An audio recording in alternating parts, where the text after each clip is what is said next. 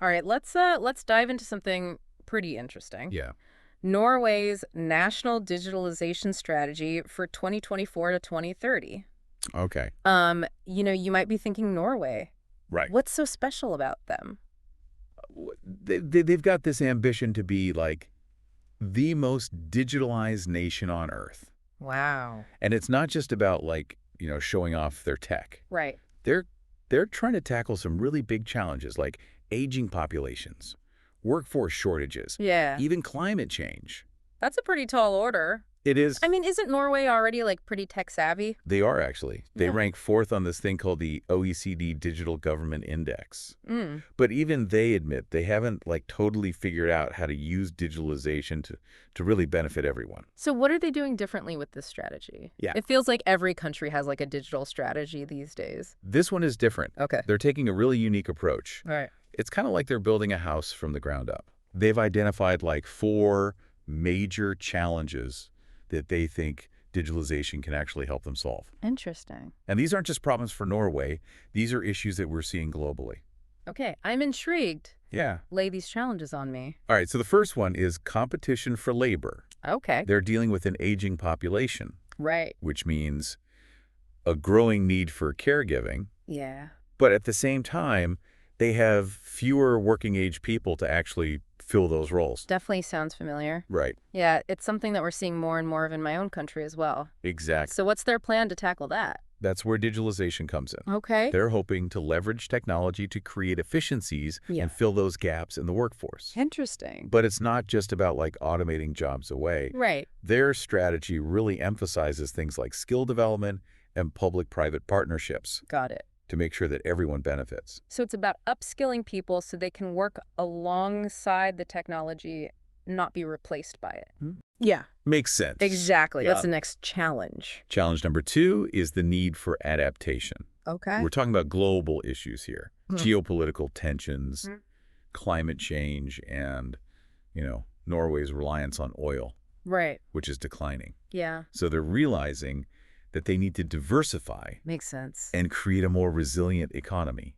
Okay, so they're not just looking inward, they're acknowledging the global context. Right. What role does digitalization play in that? Well, they believe that technology can really drive innovation in key sectors like renewable energy, Yeah. sustainable resource management. Got it. It's about using data and digital tools to create a more adaptable and future-proof economy. I'm starting to see how they're connecting the dots between these big global challenges and these digital solutions. Yeah. What's the third challenge they've identified? They call it continued good distribution. Continued good distribution. Yeah. Essentially, it means maintaining their low levels of inequality and making sure that everyone has access to welfare services. Okay. But with an aging population and all these global shifts, it's becoming increasingly difficult to do that. So it's like they're trying to make sure that the benefits of digitalization are shared by everyone, Exactly. not just a select few. That's a really important point. It is. And this actually ties into their fourth challenge, Yeah. which is that the window for transition is shrinking. So the clock is ticking. Yeah, they're under pressure to make this shift towards a more sustainable and equitable society Right. quickly and effectively. So it's not just about going digital, it's about going digital in a way that addresses all these interconnected challenges. Exactly. It feels like they're trying to future-proof their entire society. Yeah, that's a great way to put it. Wow. And to make all of this happen, they've laid out 5 key areas where they're going to focus their efforts. All right, let's hear about these focus areas. This is where things get really interesting. Okay, so first on their list is data. They want to become like a data-driven nation by increasing data sharing Yeah, and using data for innovation. makes sense. And get this, they've created a national prioritization council specifically for data. A whole council just for data? Yeah, That's a pretty strong statement. it is. So what does that mean, practically? Well, it means they're serious about making data accessible and usable, Okay, not just hoarding it. right.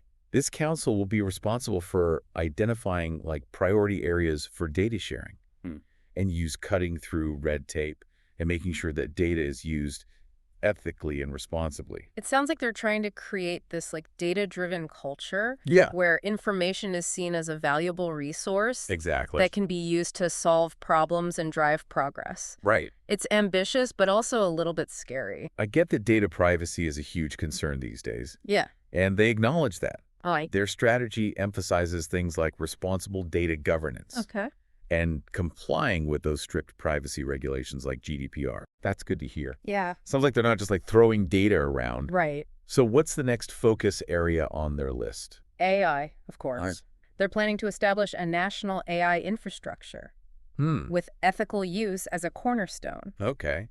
Thing like national language models, supercomputers, Wow. even quantum computing research. That's getting pretty futuristic. It is. But what does that mean for like everyday Norwegians? Yeah. How will they actually experience these advancements? Well, imagine a healthcare system where AI is helping to allocate resources more efficiently, Hmm. leading to like shorter wait times and more personalized treatment plans, Okay. or a transportation system that uses AI to optimize traffic flow, Interesting. reducing congestion and emissions. Okay, I'm starting to see the potential here. Yeah, It's not just about building like cool technology, it's about using it to solve real world problems. exactly. And they're not ignoring the potential downsides of AI either. Right. They're investing in research. Okay. To understand and mitigate risks like bias Right. and discrimination, Mm. making sure that AI is used to benefit everyone, not just a select few. So they're trying to be pioneers in ethical AI development, not just blindly following the tech trends. That's a great way to put it. Yeah. They want to set a global example for how to develop and use AI responsibly and inclusively. Okay. Are you ready to hit me with the next focus area? I am. What else is on their agenda? Their third focus area is the green transition, Okay. and it's a big one. They're aiming to make digitalization a driving force for sustainability. So they're not just trying to make Norway a digital leader, they're trying to make it a sustainable leader as well. Exactly. They see digitalization as a key tool in the fight against climate change Right. and the transition to a more circular economy, Interesting. where resources are used and reused more efficiently. I'm curious, what role does digitalization play in a circular economy? Yeah. That seems like kind of a leap. It's all about using data and digital platforms to track resources, optimize production processes, Hmm. and connect businesses that can share and reuse materials. Okay. Imagine a system where your old smartphone could be easily disassembled, Right.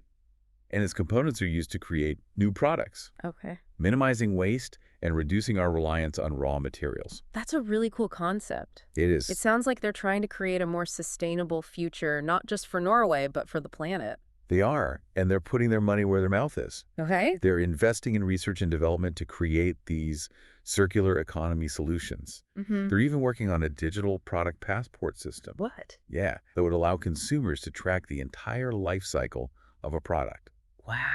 from its raw materials to its eventual recycling or reuse. It sounds like they're really trying to create this like closed loop system where waste is minimized Exactly. and resources are used more responsibly. That's impressive. It is. What's their fourth focus area? It's all about strengthening the business sector. They want to boost competitiveness through innovation, Makes sense. particularly for startups. Startups are often at the forefront of digital innovation. Right. What are they doing to support them specifically? Well, they're considering things like adjusting loan and grant schemes Yeah, okay. to better mitigate risks for startups, Hmm. especially those working in the digital space. So it's like they're saying we want to be a hub for digital innovation. Yeah. And we're willing to invest in it. Exactly. And they're not just throwing money at the problem. Right. They're creating like a supportive ecosystem for startups, providing mentorship, Okay. networking opportunities, and access to funding. So it's about creating a fertile ground for innovation to flourish. Precisely.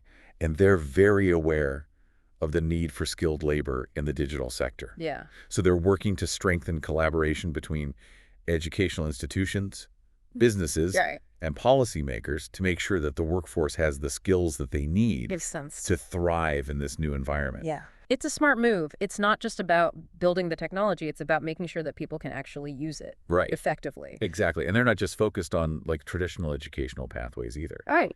They're also looking at things like tripartite industry programs for skill development. Tripartite industry programs. Yeah. It's a fancy way of saying that businesses, unions, and the government are all working together Okay.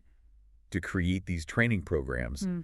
that allow people to upskill and reskill while they're still working. Oh, that's clever. Yeah. It's about making sure that people can adapt to the changing demands of the digital economy Right. without having to put their careers on hold. So it's about creating a more agile and adaptable workforce. Yeah. one that can keep pace with the rapid evolution of technology. Exactly. They're also encouraging businesses to participate in EU programs Yeah. for research and innovation related to ICT, Mm, so that Norwegian companies can benefit from that broader European network right. and expertise. So it's a collaborative approach. Yeah. Recognizing that they don't have to reinvent the wheel, Right. they can learn from and work with others to Exactly. achieve their goals. Precisely. And this same collaborative spirit is evident in their focus on fostering a strong tech ecosystem. Okay. Within Norway, they're working to facilitate better digital solutions between businesses and the public sector, Go. streamlining processes and reducing administrative burdens. So it's not just about supporting businesses in isolation. Yeah. It's about creating a supportive environment where businesses can thrive and connect with other stakeholders. Exactly. And they're looking at the whole spectrum of businesses, from large corporations to startups. Mm. They recognize that innovation can come from anywhere, Right. and they're trying to create a level playing field Okay. where everyone has the opportunity to succeed. This is starting to sound like a blueprint for a truly digital society, not just a digital economy. That's a great observation. Yeah. And speaking of building a digital society, let's move on to their final focus area. Trust and inclusion. Okay, let's talk about that. Yeah. We've touched on it a few times, but what are some of the specific things they're doing in this area? Right. One detail that really caught my eye is their plan to provide like every citizen with a digital identity by 2030. That sounds ambitious. Yeah, they're aiming for 5 million citizens out of a total of roughly 5.5 million to Ah, have high security electronic IDs. so almost everyone would have a digital ID. Yeah. What's the thinking behind that? It's about making it easier and more secure for people to interact with government services, businesses, and each other online. Mm. You know, Mm. imagine being able to vote, file taxes, or access healthcare records with just a few clicks, Right. all while knowing your personal information is protected. That sounds incredibly convenient and efficient. It is. It's about streamlining processes, reducing bureaucracy, and like empowering citizens to take control of their digital lives. Okay. But it's not just about convenience either. It's also about accessibility. Right. They're making sure that these digital IDs are usable by everyone, Got it. regardless of their technical skills or disabilities. So they're really trying to make digital participation a reality for all citizens. Yeah. But having a digital ID is only useful if people actually have the skills to use it effectively. Right. That's where their focus on the skills gap comes in, right? They've set some really specific goals, like reducing the number of government agencies struggling to recruit ICT specialists by 15%. So it's not just vague aspirations. They've Yeah. got like measurable targets. Yeah, and they're not just focusing on training up a new generation of tech workers either. Right. They're also promoting lifelong learning opportunities for people of all ages and backgrounds, Makes sense. recognizing that everyone needs to adapt to this rapidly evolving digital landscape. It's like they're saying digital skills aren't just for techies anymore. Right. They're essential for everyone. Exactly. So what are some of the ways they're promoting lifelong learning? Well, they're investing in online courses, workshops, and mentoring programs, Okay. making sure that these opportunities are accessible and affordable for everyone. That's great. They're also working with businesses to encourage on-the-job training and skill development, recognizing that learning doesn't just happen in the classroom. It's a smart approach. It's about meeting people where they are and providing them with the skills they need to succeed. Exactly. In this digital age, now we've talked a lot about data and AI, Right. but I'm curious to hear more about their plans for using AI for good. Oh, they have some really interesting ideas there. Like what? Give me an example. Yeah. Okay, well, one example is in healthcare. Okay. They're exploring ways to use AI to optimize resource allocation, potentially leading to shorter wait times for patients Okay. and more efficient use of medical staff and equipment. That sounds promising. Anything else? Yeah. They're also looking at using AI to personalize information for citizens Okay. so people can easily find the government services and benefits that they're eligible for. Imagine a world where you don't have to navigate through complex websites or call multiple government agencies just to figure out what you're entitled to. That would be a game changer for so many people. Right. It's about making government work for the people, not the other way around. Exactly. And then there's the use of AI to fight cybercrime, Okay. which is becoming increasingly sophisticated these days. Right. They're planning to use AI for big data analysis Okay. to detect and prevent cyber attacks, Right. protecting both individuals and businesses. It's like a digital arms race out there. It is. But it's reassuring to know they're taking these threats seriously. Yeah, they are. They recognize that as we become more reliant on digital technologies, Right. we also become more vulnerable to these kinds of attacks. Right. And they're not just focused on reactive measures either. Okay. They're investing in research and development to stay ahead of the curve and anticipate future threats. So it's a proactive approach to cybersecurity, Yeah. which is essential in today's digital world. It is. It feels like they're trying to cover all their bases. They are. They're even promoting a digital analog balance in education. I'm curious about that. Yeah. What does a digital analog balance look like in practice? Well, it means encouraging kids to spend time outdoors, engage in creative activities, Okay. and develop social skills alongside their digital learning. Right. It's about recognizing that technology is a tool, Yeah. not a replacement for real-life experiences. It's about finding that sweet spot where technology enhances our lives without consuming them. Exactly. It's a really refreshing perspective, especially in a country that's aiming to become like the most digitalized nation on earth. Right. It shows a real commitment to well-being, not just technological advancement. Absolutely. Yeah. Now, remember their focus on the green transition Yes. and how digitalization can be like a powerful tool for sustainability. Yeah, I'm really intrigued by that. Well, they're acknowledging that there's a bit of a paradox here. A paradox, how so? On the one hand, digitalization can enable a more sustainable society with things like smart grids and data-driven environmental monitoring. Right, we're seeing those kinds of applications popping up everywhere. Exactly.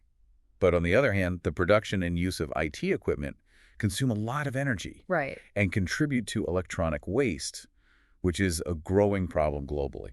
So it's like a balancing act. Yeah. Using technology to solve environmental problems while also minimizing technology's own environmental impact. Exactly. And Norway is taking a multi-pronged approach to this challenge. Okay. They're promoting green and innovative procurement, Okay. where the government uses its purchasing power to drive demand for sustainable products and services. That makes a lot of sense. Governments can be huge consumers. Right. So they can really influence the market. Absolutely. They're also pushing for increased sharing of data related to climate and the environment. So that everyone, businesses, researchers, policymakers, Right. can have access to the information they need to make informed decisions. Precisely. And they're actively participating in the development of European-wide solutions for a circular economy, Okay. which is all about reducing waste and reusing resources. It's like a global shift towards a more sustainable model. It is. Yeah.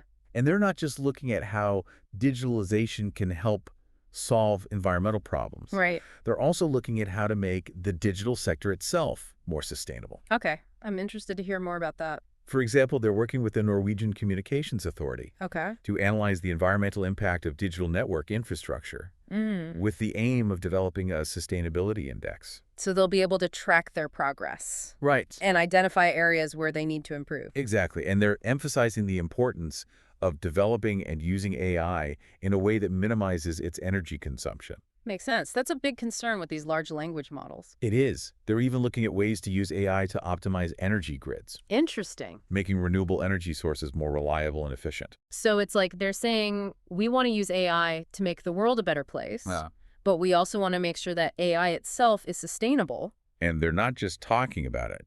They're putting their money where their mouth is. Okay. They're investing in research and development to make AI more energy efficient Yeah. and are even exploring ways to use AI to design more sustainable products and processes.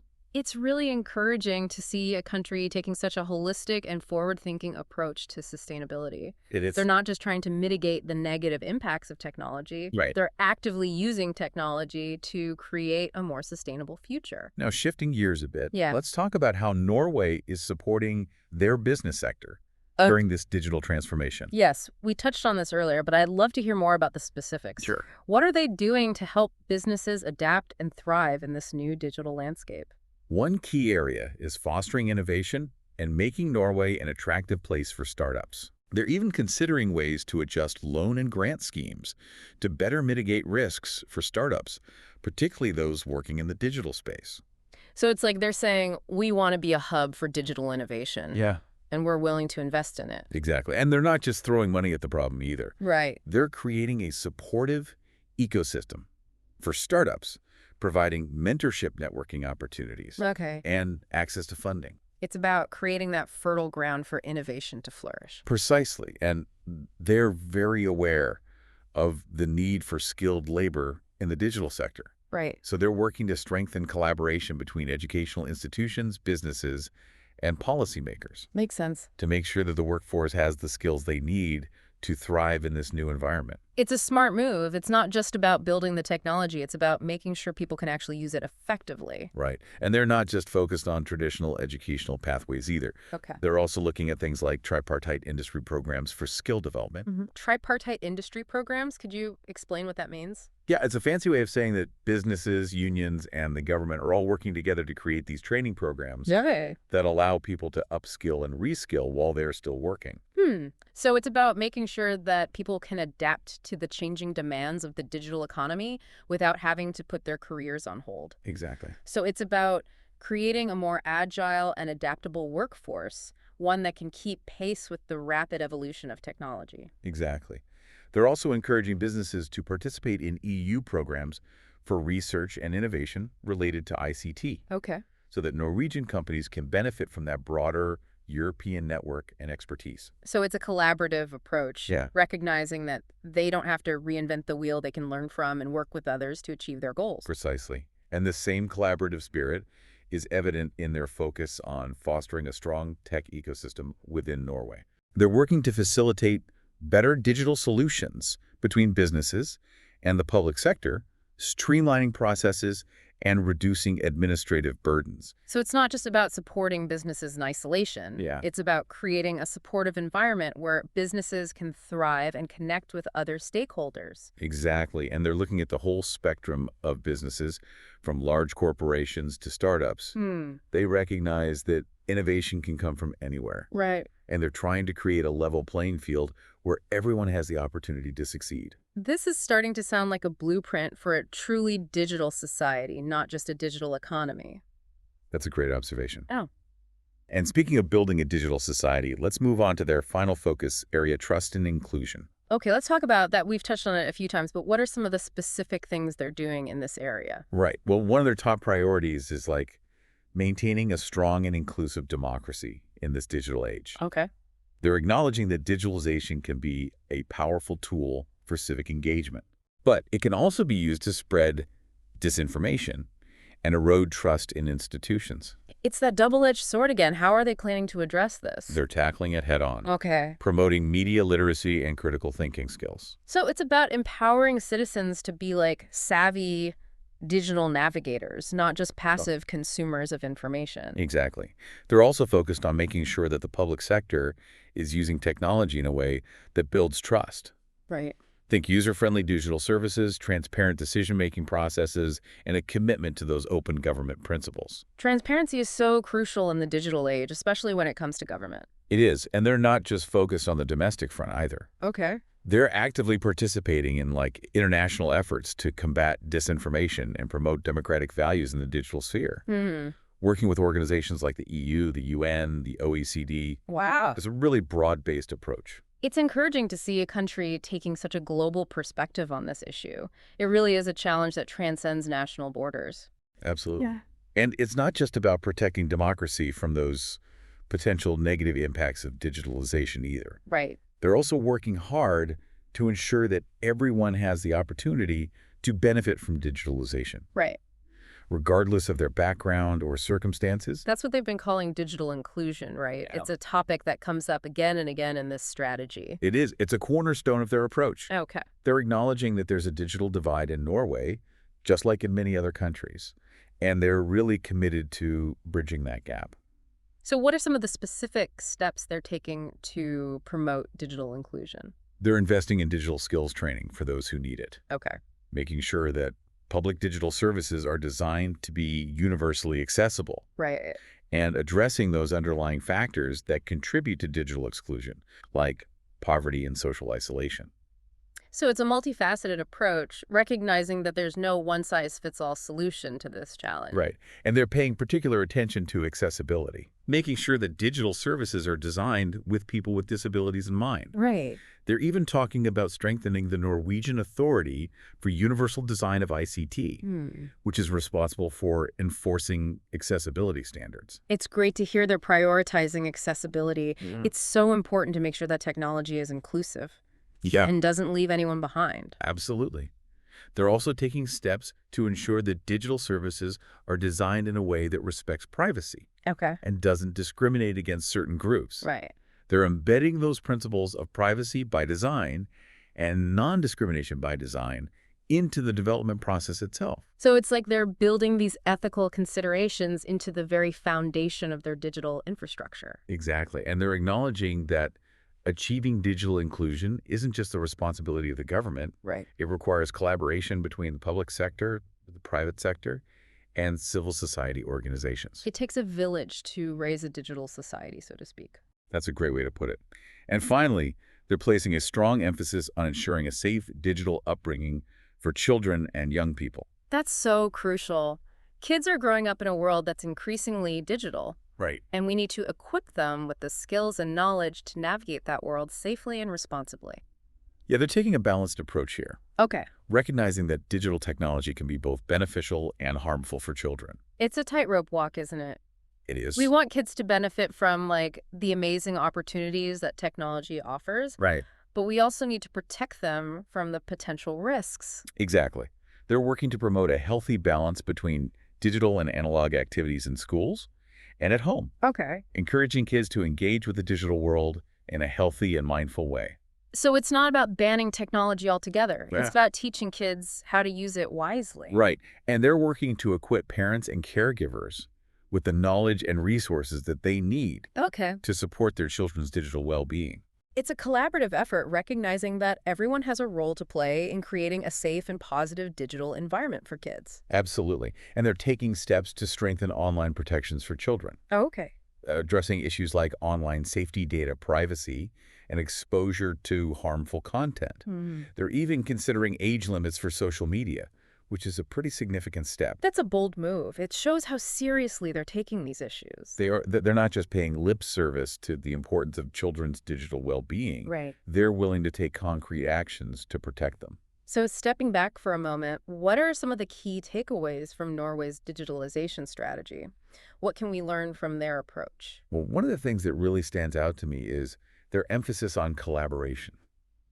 They're not trying to do this alone. Right. They're Yeah. partnering with businesses, universities, research institutions, civil society organizations, and international bodies. Yeah. We've seen that theme woven throughout their entire strategy. It's about recognizing that digital transformation is a complex undertaking that requires a whole of society approach. Exactly. And this collaborative approach isn't just about pooling resources. Right. It's also about fostering innovation and ensuring that digitalization benefits everyone. Hmm. When you bring diverse perspectives together, you're more likely to come up with creative solutions that address a wider range of needs. It's about making sure that no one gets left behind in this digital revolution. And that brings us to another key takeaway. Oh. Their focus on inclusion. Right. They're addressing issues of digital skills, accessibility, affordability, and trust. Right. They're recognizing that digitalization can actually exacerbate existing inequalities if it's not done carefully. It's like they're saying we want to make sure that everyone has the opportunity to participate fully in the digital world, not just those who are already tech savvy or well off. Exactly. And this commitment to inclusivity is not just a matter of social justice. Right. It's also a matter of economic competitiveness. If you have a significant portion of the population that's excluded from the digital economy, that's a huge loss of potential talent and innovation. Right. So by investing in digital inclusion, Norway is not only creating a more equitable society, Okay. but also strengthening its economy for the future. It's a win-win situation. It is. So collaboration and inclusion, two big takeaways from Norway's digitalization strategy. Any other nuggets of wisdom you want to highlight? Yeah, one more that I think is particularly important is their focus on long-term thinking. Okay. They're not just focused on, like, solving immediate problems. Right. They're thinking about the long-term implications of digitalization for society, Hmm. the economy, and the environment. It's about looking beyond the next election cycle Right. and thinking about the kind of world we want to create for future generations. Exactly. They're asking big questions like, Yeah. how can we use digitalization to create a more sustainable future? Right. How can we ensure that AI is used ethically and responsibly? Mm. How can we prepare our workforce for the jobs of the future? Yeah. They're recognizing that digitalization is not just a technological shift. Right. It's a societal transformation. It is. It's going to have profound implications for how we live, work, and interact with each other. It's like they're trying to create a roadmap for the future, not just a quick fix for the present. Yeah, and they're not afraid to tackle the tough questions and make those bold decisions, even if those decisions might be unpopular in the short term. They're taking a long view, and that's something we could all learn from. Absolutely. So Norway's digitalization strategy is a fascinating case study, not just for its technological advancements, but also for its emphasis on collaboration, inclusivity, and long-term thinking. It's a model that other countries can learn from as they navigate their own digital transformations. Food for thought, for sure. What stood out to you about Norway's approach, their proactive stance on AI ethics, the focus on a circular economy, the commitment to digital inclusion? It's hard to choose just one. But perhaps the biggest takeaway is that digitalization isn't just about technology. Right. It's about people values Yeah. and creating a future that's both innovative and indeed sustainable. Well said. Norway is giving it their all, and whether they hit every target or not, their ambition is inspiring. Keep an eye on them, folks. They might just be onto something big. That's a wrap for our deep dive this week.